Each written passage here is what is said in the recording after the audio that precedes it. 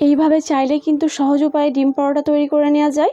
প্রত্যেকটা পরোটা এত বেশি ফুলকো ফুলকো হবে, যেটা খেতে হবে অনেক বেশি মজার। ছোট থেকে বড় সবাই কিন্তু অনেক বেশি পছন্দ করবে। হাতের কাছে এই পরোটাগুলো থাকলে আর কোনো কিছুরই দরকার পড়বে না, এমনই এই পরোটাগুলো খেয়ে নেওয়া যাবে, এত বেশি টেস্টি হবে। আসসালামু আলাইকুম, ওয়েলকাম টু পারভিন রান্নাঘর। পুরে ঠাসা এই ডিম পরোটাগুলো কিভাবে তৈরি করে নেওয়া যায়, কতটা সহজভাবে তৈরি করে নিতে পারবেন, চলুন একবার দেখে নেওয়া যাক। ডিম পরোটা তৈরি করে নেওয়ার জন্য সর্বপ্রথম লাগছে ময়দা। তো এখানে আমি 2 কাপ ময়দা নিয়েছি, তবে আপনাদের পছন্দ অনুযায়ী আটা বা ময়দা ব্যবহার করতে পারবেন। আমি এখানে 2 কাপ ব্যবহার করলাম। 2 কাপে প্রায় আমার 4 থেকে 5টা হবে।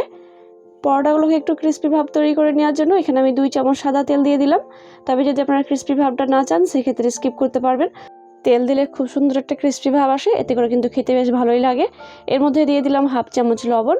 এখন খুব ভালোভাবে হাত দিয়ে ময়ামটা দিয়ে নিতে হবে।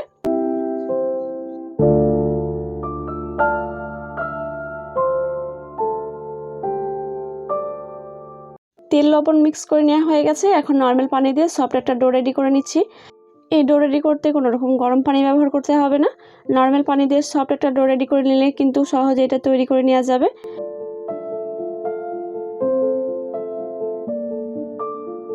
কিছুক্ষণ মেখে নেওয়ার পর সফট একটা ডো রেডি করে নেওয়া হয়ে গেছে। আর এটা লক্ষ্য করলে বুঝতে পারবেন কতটা সফট আর স্মুথভাবে তৈরি হয়েছে।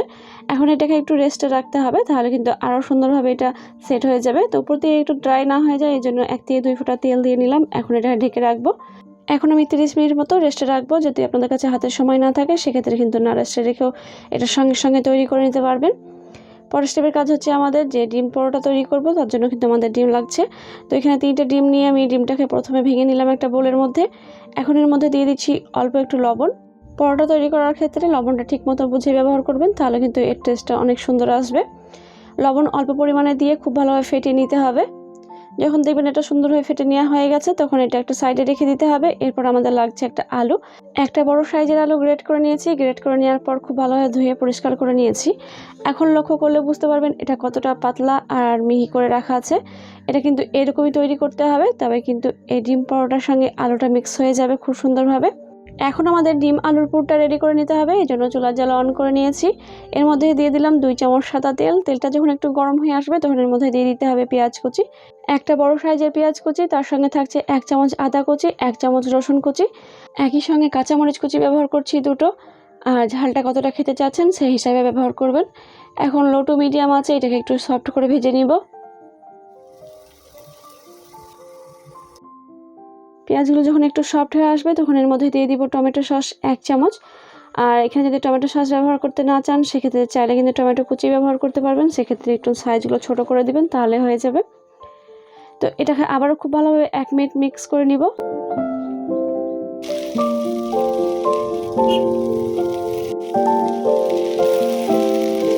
পেঁয়াজ এবং মশলাগুলোকে খুব সুন্দর করে ভেজে নেওয়া হয়ে গেছে। এর মধ্যে দিয়ে দিতে হবে আলু। এখন গ্রেট করে নিয়ে আলুগুলো দিয়ে দিব, তবে আলুর মধ্যে কিন্তু কোনো রকম পানি রাখা যাবে না, পানি ঝরিয়ে দিয়ে দিতে হবে। 1/4 টিস্পুন মতো দিয়ে দিলাম লবণ আর দিচ্ছি একটা ম্যাগি মশলা। ব্যাস, এই পুর তৈরি করে নেওয়ার জন্য যথেষ্ট মশলা দেওয়া হয়ে গেছে। এই মশলাটুকু দিলে কিন্তু অনেক মজার একটা পুর তৈরি হয়ে যায়। লো টু মিডিয়াম আছে আলুটাকে ভেজে নিতে হবে। আর এই আলুগুলো কিন্তু গ্রেট করে নিয়েছি একদম পাতলা করে, তাই সময় কিন্তু একদমই কম লাগে। 4 থেকে 5 মিনিট সময় লাগবে, এতে কিন্তু খুব সুন্দরভাবে এটা তৈরি করে নেওয়া যাবে।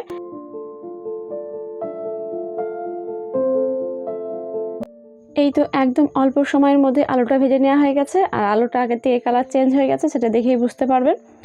আলুটা যখন ভেজে নেওয়া হয়ে যাবে তখন ফ্রাই প্যানের মধ্যে এক সাইডে আমি করে নিলাম। আর এর মধ্যে দিয়ে দিচ্ছি 1 থেকে 2 ফোঁটা তেল। এর থেকে বেশি ব্যবহার করব না, পুর তৈরি করতে বেশি তেল ব্যবহার করতে হয় না, শুধুমাত্র অল্প একটু করে তেল দিয়ে তৈরি করে নেওয়া যায়। আগে থেকে যে ফেটিয়ে রেখেছিলাম ডিম, সেটা এখন এর মধ্যে দিয়ে দিব। আর চুলার জাল এখন থাকবে একদম লো আছে। এখন এই ডিমের মিশ্রণটাকে একটা স্প্যাচুলার সাহায্যে ছোট টুকরো করে নিব।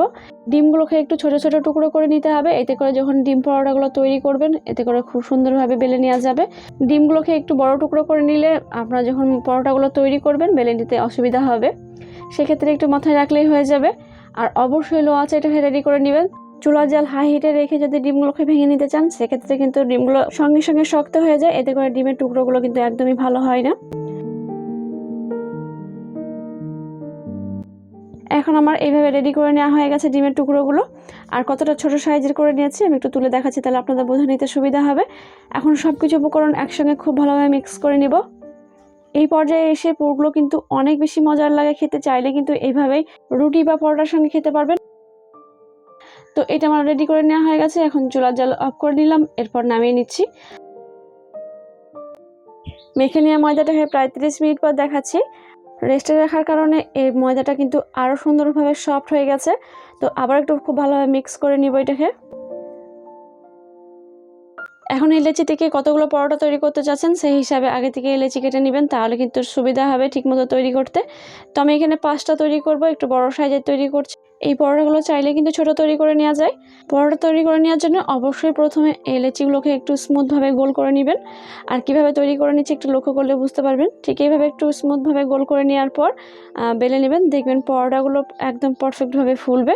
সবগুলো লেচি রেডি করে নেওয়ার পর একটা অন্য পাত্রে তুলে নিলাম, আর একটা ক্লিন র্যাপ দিয়ে ভালোভাবে ঢেকে রাখলাম। এতে করে কী হবে, বাতাসে কিন্তু এটা ড্রাই হয়ে যাবে না।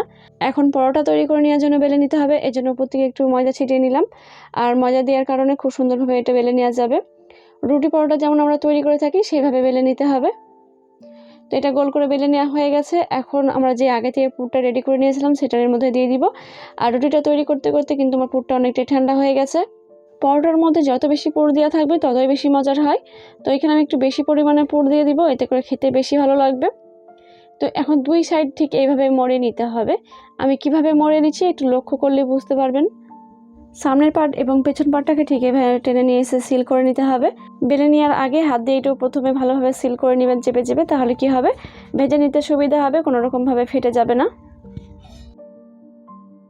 পরোটার মধ্যে পুর ভরে রেডি করে নেওয়া হয়ে গেছে। এখন এর মধ্যে অল্প একটু ময়দা দিয়ে আবারও হালকা হাতে বেলে নিতে হবে। এখানে বেশি চাপ দেওয়া যাবে না, তাহলে কি হবে, ভেতর থেকে পুরটা বের হয়ে যাবে আর পরোটা কিন্তু একদমই ফুলবে না।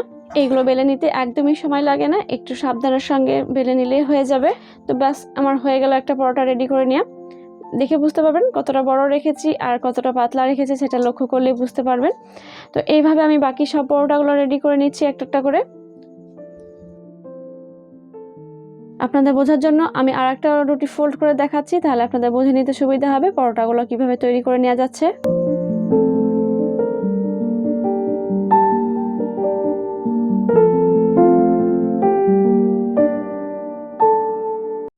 তো এইভাবে প্রত্যেকটা পরোটা বেলে নেওয়া হয়ে গেছে। আর প্রত্যেকটা পরোটা হবে একদম স্মুথভাবে বেলে নেওয়া, কোনো রকমভাবে কিন্তু এটা ফুটে যাবে না। এখন এই পরোটাগুলোকে ভেজে নিতে হবে, এই জন্য চুলায় একটা ফ্রাই প্যান বসিয়ে নিয়েছি। ফ্রাই প্যানের মধ্যে দিয়ে দিলাম 2 থেকে 3 চামচ তেল। আমি এখানে তেল দিয়ে ভেজে নিচ্ছি, তবে চাইলে কিন্তু আপনারা একদম কম তেলে ভেজে নিতে পারবেন, বা তেল ছাড়াও বাটার বা ঘি দিয়ে ভেজে নিতে পারবেন। সেক্ষেত্রেও কিন্তু অনেক বেশি মজার লাগে পরোটাগুলো খেতে। তেলটা যখন একটু গরম হয়ে আসলো তখন এর মধ্যে দিয়ে দিলাম 1 থেকে 2 মিনিট তেলে দেওয়ার পর উপর থেকে আমি ঠিক এইভাবে একটু গরম তেল দিয়ে নিচ্ছি।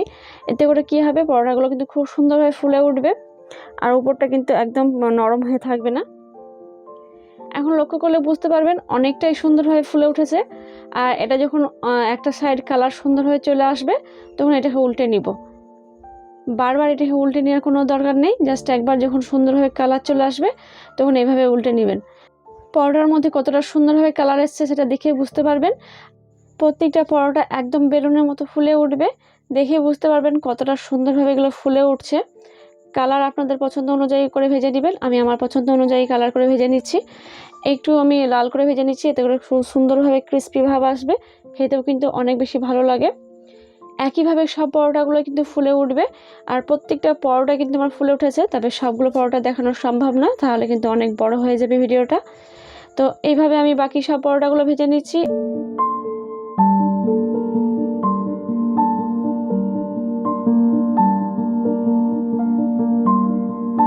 তো এইভাবে সব পরোটাগুলো ভেজে নিয়েছি, আর ভেজে নিতে একদমই সময় কম লাগে।